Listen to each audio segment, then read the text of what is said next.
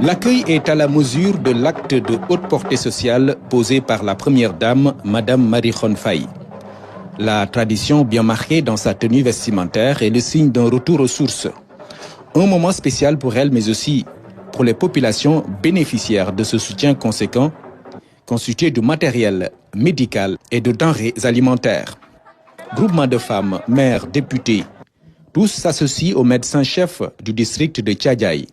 Leurs sentiments résument le témoignage de toute la localité. Fierté et reconnaissance à l'endroit de la première dame, Madame Marie Khone Faye.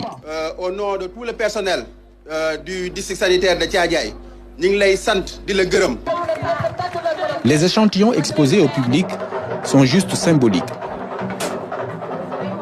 C'est ici, dans le poste de santé, qu'on mesure l'impact du matériel destiné pour l'essentiel à la maternité.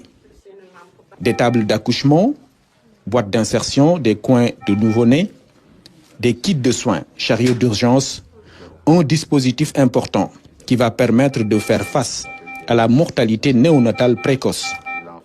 La première dame donne ainsi la preuve de son engagement pour l'allègement des souffrances des populations en général, la gente féminine en particulier.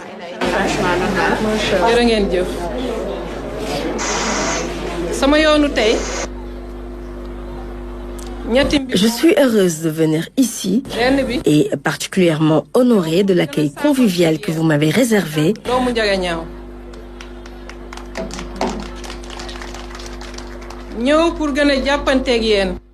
Au-delà de ce moment de communion, je viens apporter ma solidarité en cette veille de Ramadan et de Carême avec cette modeste contribution en denrées alimentaires.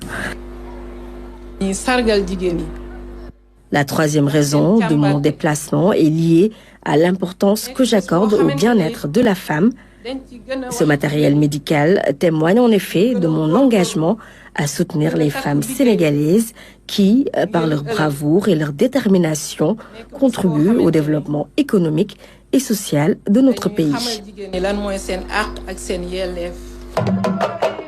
L'animation culturelle est un signe d'hospitalité.